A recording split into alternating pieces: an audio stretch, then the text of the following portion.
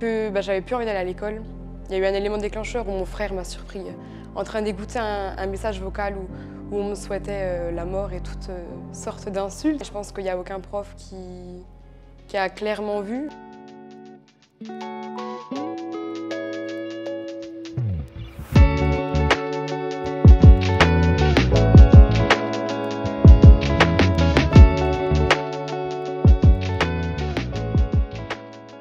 Salut à tous, on est hyper heureux de vous retrouver aujourd'hui pour un nouveau thème dans The Parole. Et aujourd'hui, on va parler de la souffrance. Est-ce qu'elle peut avoir un sens? Et pour ça, j'accueille Louise. Salut Louise. Salut Blanche. Alors, on va parler de souffrance en général. C'est un terme qui peut faire un petit peu peur, etc. Enfin voilà, on passe tous par des périodes de souffrance. Mais toi, tu vas plus particulièrement parler du harcèlement scolaire. Mais avant ça, est-ce que tu peux te présenter? Bien sûr, comment tu t'appelles, qu'est-ce que tu fais et peut-être dans quel contexte familial tu as grandi? Du coup, je m'appelle Louise, j'ai 20 ans.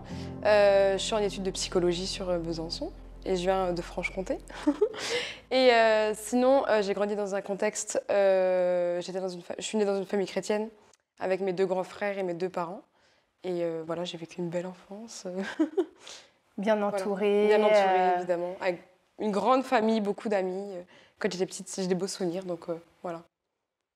Et donc, parlons de souffrance et de harcèlement scolaire. Quand est-ce que tu as commencé à vivre ça, à subir ça à l'école? Ça a commencé au primaire, après au collège, mais j'ai pas tout de suite réalisé que c'était le harcèlement. J'étais vachement dans le déni en fait, parce que je voulais pas voir la réalité en face. Pour placer un peu le contexte, en primaire, c'était parce que j'étais un peu trop forte. J'avais des trop bonnes notes pour certains. Du coup, on me tapait, on me poussait contre les porte-manteaux des couloirs. Mais c'est pas grave, c'était juste parce qu'on me poussait un petit peu. Je le voyais comme ça, en tout cas. Sur le moment, c'est pas grave. Et après, en fait, c'était surtout en 6e, quand je suis arrivée donc en 6e au collège. Tout se passait bien jusqu'au jour où, en janvier, j'ai eu un petit souci de santé, rien de grave, mais je suis pas allée à l'école pendant une semaine. Et à mon retour au collège, c'était le côté obscur du collège. On a commencé à plus me parler, mais c'est pas trop grave, on va dire, pour moi au début. Mais juste, on me parlait plus, on me regardait plus. Et on a commencé après, petit à petit, à m'insulter, à m'appeler, à me faire des messages vocaux, à m'envoyer plein de messages. Enfin, après, ça s'étalait, donc de janvier jusqu'à à peu près avril-mai, ça s'étalait, mais à chaque fois, ça s'empirait. Et je le disais à personne parce que j'avais peur, en fait, de me mettre à nu devant ma famille, de me mettre à nu devant mes amis et de réaliser qu'en fait... ça n'allait pas, alors qu'à côté de ça, je rentrais à la maison le soir ou le week-end et j'étais toute souriante, pleine de confiance en moi, alors que pas du tout. C'était juste une image que j'essayais de donner et j'avais pas du tout de confiance en moi. Et franchement, c'était une vraie souffrance parce que sur le moment, je réalisais pas. Et après, il y a eu un élément déclencheur où mon frère m'a surpris en train d'écouter un message vocal où on me souhaitait la mort et toutes sortes d'insultes. Ah ouais, c'était vraiment des... Ouais, franchement, ça allait loin. Et en fait, toute toute ta classe... C'était pas toute la classe, c'était plus une bande de potes. On était amis au début. Et après, c'est 3-4 filles qui ont commencé à lancer ça. Je ne saurais jamais pourquoi. Mais elles ont commencé à lancer ça. Puis vu que c'était un peu les filles populaires du collège, y en a pas mal qui les ont suivies. Mais c'était pas tout le collège, c'était une bande d'amis. Entre eux, ils étaient amis en tout cas. Et du coup, moi, j'avais plus personne. J'étais réellement toute seule, en fait. Mais c'est quand même assez étonnant de te dire, tu pars du collège parce que tu es malade, et tu reviens et tu deviens vilain petit canard, quoi. Ouais, je sais pas pourquoi. Peut-être qu'il y avait une raison, peut-être qu'il y en avait pas. Je sais pas pourquoi ça leur a pris ça, mais du coup, après, ça a vraiment déclenché le fait que j'avais plus envie d'aller à l'école. Je faisais des phobies scolaires, j'inventais tous les prétextes qui étaient possibles pour pas aller à l'école pendant cette période de temps. Je disais tout ce que je voulais à mes parents pour ne pas aller à l'école. Et sur le moment, ils me croyaient à peu près, et après ils m'ont dit qu'ils me croyaient pas du tout. Ils savaient il y avait quelque chose, ils se doutaient qu'il y avait quelque chose derrière. Mais c'est compliqué. Quand tu dis ils te croyaient pas du tout, ouais. c'est-à-dire qu'ils voyaient que ça allait pas, Ouais. mais ils pouvaient pas déterminer en fait quelle était la cause de ton mal-être. Parce que pour moi, moi je disais non mais tout va bien, juste c'est un petit peu dur avec un tel ou un tel, mais ça va. Juste les notes, c'est un peu compliqué, mais ça va. Et il n'y avait pas de souci. Mais c'était juste une façade en fait, parce que au fond de moi, tous les soirs je pleurais. Est-ce que les profs étaient témoins de ce qui se passait ou c'était dans la cour où il n'y avait pas forcément de surveillance C'était plus les insultes, c'était plus par message ou par téléphone. J'avais juste un téléphone où on pouvait juste m'appeler en 6e. Mais du coup, ils m'appelaient, ils me laissaient des messages vocaux en me disant toutes sortes d'insultes horribles. Mais à l'école, c'était plus on te regarde mal, on te juge, mais rien de très frappant. Et je pense qu'il n'y a aucun prof qui a clairement vu. Je pense que en ayant beaucoup de recul, je pense qu'ils ont bien joué leur jeu, entre guillemets, à vouloir pas se faire remarquer par les profs, pour pas être pris en flagrant délit. Jusqu'au jour où mon frère, justement, comme je te disais, a entendu le message et du coup, là, il y avait quelqu'un qui était témoin. Et donc là, j'étais mise face à la réalité et j'avais pas le choix que de l'affronter, quoi. Et tu avais des amis qui te soutenaient là-dedans à l'école ou en dehors peut-être de l'école à qui tu as pu te confier ou vraiment tu l'as dit à personne? Non, franchement, je l'ai dit à personne. Parce que pour moi, au début, c'était pas de l'harcèlement, c'était juste...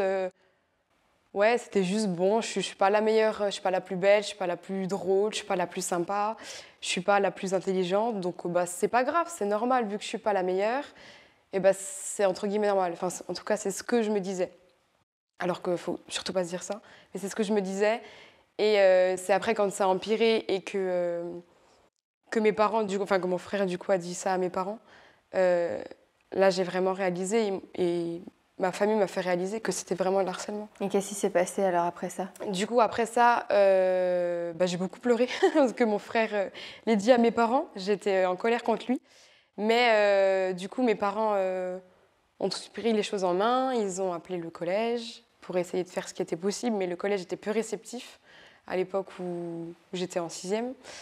Et sinon, on a commencé à prier. Je crois depuis toute petite, mais j'avais jamais été vraiment convaincue à 100%. Juste, je croyais parce que je suis née dans une famille chrétienne. Mais du coup, je me disais, pourquoi pas prier? On verra, on ne sait jamais. Et mes parents priaient beaucoup, je priais avec mes frères aussi, j'allais toujours à l'église, mais j'en parlais à personne. Il n'y avait vraiment que mes parents et mes frères qui étaient au courant.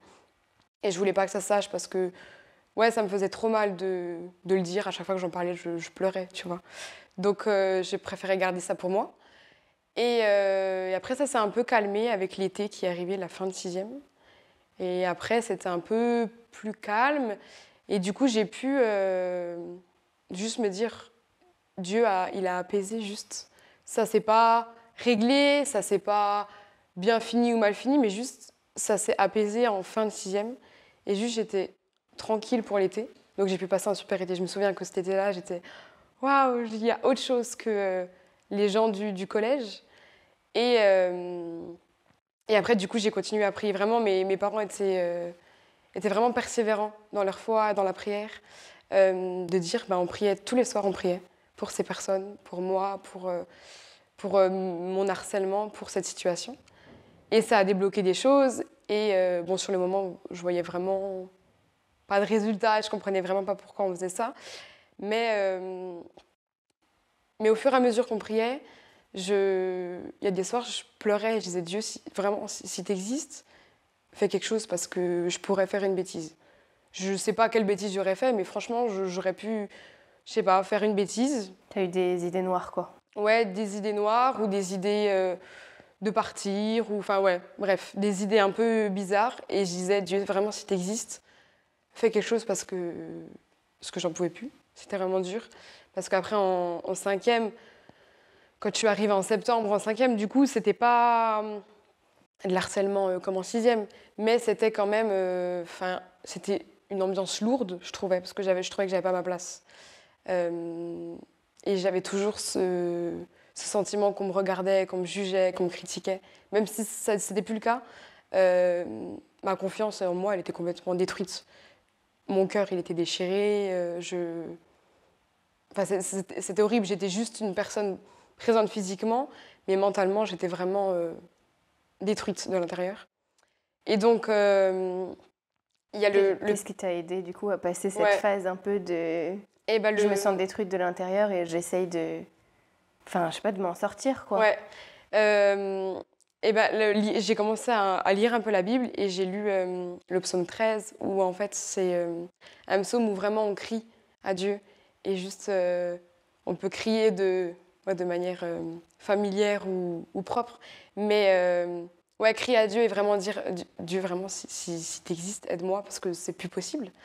Et en fait ça s'est apaisé au fur et à mesure des années et j'ai pu après lors d'un culte dans mon église donner mon témoignage anonymement par rapport à ça. J'avais pas envie qu'on sache que c'était moi, mais j'ai pu le partager un peu au fur et à mesure avec des amis. Et donc le fait de savoir que j'étais soutenue par ma famille, par des amis, par des personnes plus âgées de mon église, ça faisait du bien. Et j'ai persévéré dans la prière, dans la foi. Et en fait, Dieu m'a tout simplement libérée de ça. J'en parle comme si c'était facile, mais ça a vraiment pris des années. Et est-ce que tu as eu un accompagnement psychologique en plus de la prière de ta famille et de l'accompagnement de l'église, de tes parents? Ouais, en 6e, j'ai vu, 6e ou 5e, je sais plus, j'ai vu une psychologue pour un peu m'aider, parce que c'est important. C'est pas parce que on est chrétien, je fais des études en plus, donc voilà. Mais c'est pas parce qu'on est chrétien qu'on ne peut pas aller voir une psychologue. Ça, c'est des idées complètement fausses. Et donc je suis allée voir une psychologue, je ne sais plus combien de temps, mais je suis allée la voir juste pour parler à quelqu'un d'inconnu et de voir un peu la situation. Et après j'ai commencé, du coup c'était fin du collège, un parcours spirituel avec quelqu'un de mon église pour un peu m'aider, me développer et essayer de gagner confiance en moi, et vraiment trouver mon espoir en Dieu. Du coup ça c'est la période du collège où tu fais en sorte de t'en sortir quand même et aider par tous. Comment ça se passe au lycée?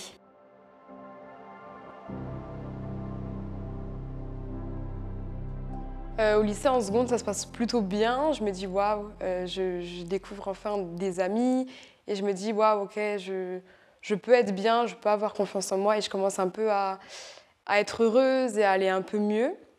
Jusqu'au jour en première où c'est mes amis maintenant qui sont harcelés par une autre bande d'amis, enfin une autre bande de potes. Et du coup, là, je me dis, non, c'est pas possible. Faut pas que ça recommence. Parce que là, certes, ça touche mes amis, mais ça me touche aussi moi, indirectement. Et je me dis, c'est pas possible. Enfin, ça peut pas être toujours, tous les 2 ans, on recommence du harcèlement scolaire, c'est pas possible. Et pour eux, c'est pas possible aussi, ils en souffrent. Et je savais qu'eux, ils étaient pas croyants. Donc, jusqu'où ça va aller, qu'est-ce qui va se passer? Et au final, c'était un peu différent que mon harcèlement du collège. Et du coup, les profs étaient plus facilement témoins parce que là, c'était... ça s'entendait en classe. Du coup, on a pu en parler. Et pendant cette période où mes amis se faisaient harceler, je priais vraiment avec foi et persévérance que ça s'arrête et que mes amis puissent être touchés aussi par une fin possible de harcèlement. Je ne sais pas ce qu'il en est aujourd'hui, mais en tout cas, je sais que Dieu a aidé les profs, a aidé mes amis et m'a aidé pendant ce temps de lycée. Et ça m'a permis aussi de vraiment tester, entre guillemets, ma foi et ma confiance en Dieu, de voir si j'aimais vraiment Dieu. Et j'ai réalisé que oui, complètement. Et que lire la Bible, que prier, c'était plus qu'important. Et que ça m'a vraiment aidé à booster ma confiance en moi, à me développer, à devenir quelqu'un de plus sociable, même si je le suis depuis toute petite, mais à être vraiment qui j'étais en fait, parce que je m'étais inventé une image.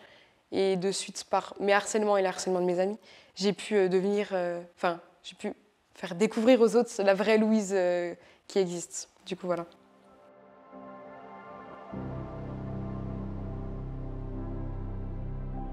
Et tu parles de ta foi depuis le début qui t'a vraiment aidé et soutenu.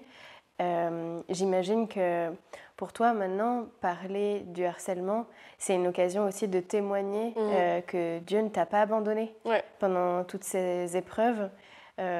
Du coup, là, tu le fais pour nous aujourd'hui et c'est trop chouette, mais tu as eu l'occasion autrement de pouvoir en parler et non plus anonymement, mais à visage découvert. Ouais, j'en ai parlé avec des gens de ma famille ou des amis qui passaient par là aussi et qui avaient besoin d'aide, de soutien, de conseils. Et c'était une souffrance pour moi et j'ai pas envie que ça le soit pour les autres. Donc moi, c'était un peu ok, tu vas pas bien, alors j'ai vraiment envie de t'aider parce que j'ai pas envie que tu passes par une période si compliquée pendant trop longtemps. Donc viens, on prie ensemble, viens, on lit la Bible, viens, on s'aide, viens, je te donne mes conseils, viens, on pleure ensemble, et juste pour que ça s'arrête et qu'on mette vraiment ça à la lumière et que Dieu puisse vraiment t'aider, quoi. Tu nous dis viens, on lit la Bible, mais est-ce que tu veux qu'on lise la Bible? On peut lire la Bible. J'ai envie de partager un verset, moi, qui m'a beaucoup aidée, qui m'a beaucoup aidée pendant mes périodes d'harcèlement. C'est dans Ésaïe 41, c'est le verset 10. « N'aie pas peur maintenant, car je suis avec toi. Ne lance pas ces regards inquiets, car ton Dieu, c'est moi. Je viens te rendre courage, j'arrive à ton secours et je te protège. Ma main droite tient sa promesse. » Et je trouve que c'est un verset plein d'espérance, plein d'espoir. Et enfin, moi je le voyais vraiment, ce verset, comme cool, je suis là, je suis ton créateur, je suis Dieu, c'est moi. Appuie-toi contre moi et ça va aller. Et moi, en tout cas, je l'ai ressenti comme ça, de se dire que vraiment que Dieu, il était là et qu'il voulait juste me donner sa paix, qu'il voulait changer cette situation et qu'à travers ça, je puisse justement partager ma foi, parce que comme tu l'as dit, c'est une occasion de partager ma foi du coup maintenant, en ayant du recul, parce que si on m'avait dit ça 2-3 années après, j'aurais dit pas du tout. Mais avec beaucoup de recul, je vois ça vraiment comme une occasion de partager ma foi et de montrer que Dieu m'a vraiment libérée de cette souffrance et qui m'a vraiment aidée pour sortir de ça et pour être une vraie personne, parce que c'est pas parce qu'on te critique, qu'on t'insulte, qu'on te juge qu'on ne peut pas être soi-même. Loin de là, justement, vaut mieux être soi-même et vivre une vie pleine de miracles avec Dieu. Et donc, la souffrance, elle n'a pas forcément un sens, parce qu'il y a des douleurs et des choses, on le voit pour toi, qui ont été hyper difficiles à travers ce harcèlement scolaire, ce harcèlement, même aussi, du coup, ce que tu dis, c'est pas vraiment les réseaux sociaux, maintenant, c'est beaucoup ça peut être touché sur les réseaux sociaux, mais voilà, ça peut prendre d'autres formes aujourd'hui, que ça, finalement, ça n'a pas de sens. Mais que Dieu vient visiter ta souffrance. Vraiment, c'est ça. Et je dirais aussi, mais ça c'est vraiment dur à dire, mais moi je l'ai ressenti comme ça, c'est que c'est une souffrance, ça n'a pas de sens. Vraiment, tous les jours je me disais mais pourquoi moi, pourquoi. Mais au final, en prenant beaucoup de recul encore, ces situations d'harcèlement m'ont vraiment permis de rencontrer Dieu.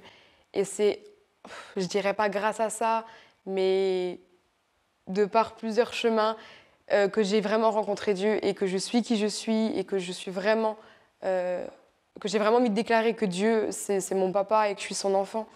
Et que donc là, c'est une souffrance qui n'a pas de sens, mais Dieu a permis de mettre un sens à cette souffrance. Est-ce que tu aurais des conseils à donner à des jeunes, parce que ça touche quand même particulièrement les jeunes, qui vivent le harcèlement sur les réseaux sociaux ou à l'école? Qu'est-ce que tu voudrais leur dire? Moi, ce que je dirais, juste avant de donner des petits conseils, c'est que le harcèlement, c'est partout. Ça peut être à l'école, ça peut être au travail, ça peut être à l'église, ça peut être dans la rue, ça peut être sur les réseaux sociaux, c'est partout, à n'importe quel âge. Et à n'importe quel âge, on peut être vraiment touché par le harcèlement et il ne faut pas hésiter à en parler. Enfin, il ne faut pas culpabiliser d'avoir, je sais pas, soit 10 ans, soit 60 ans, à se dire je me fais harceler, mais je ne suis pas légitime d'en parler. Parce qu'à n'importe quel âge, mais à n'importe quelle situation, tu es légitime d'en parler et tu es légitime de parler de ta souffrance, parce qu'il n'y a pas de raison de se faire harceler. Du coup, si toi qui regardes cette vidéo, tu te fais soit harceler, soit tu es peut-être un harceleur ou une harceleuse.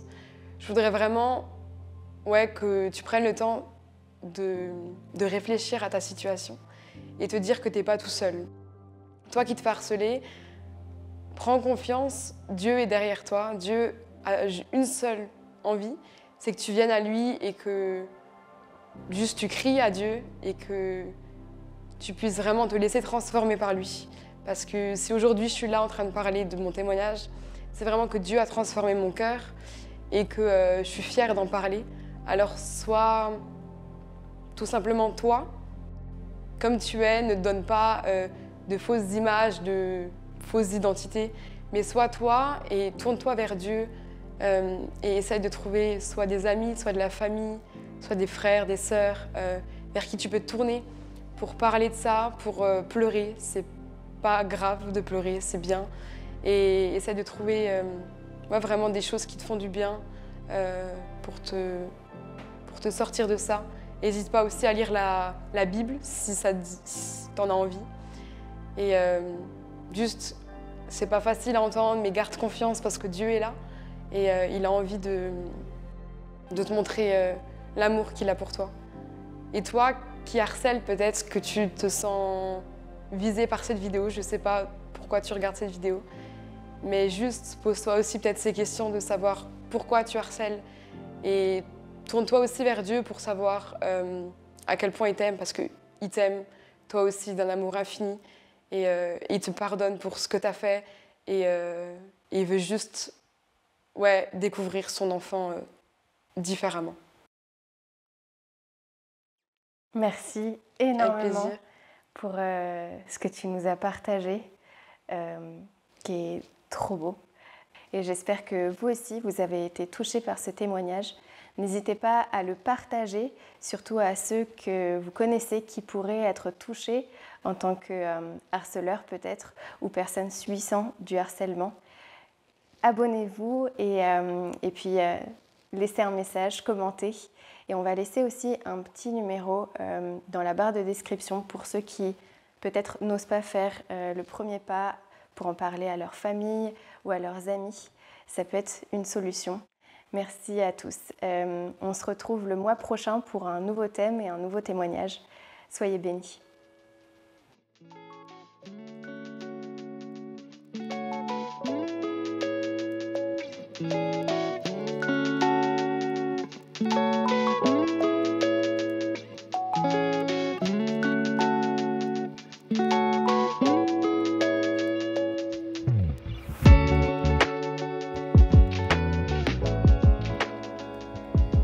J'ai développé une envie de rencontrer Dieu. Il fallait que je reprogramme tout mon cerveau selon la Bible. Quand on est dans ces situations, on se renferme sur soi-même au lieu d'aller chercher de l'aide.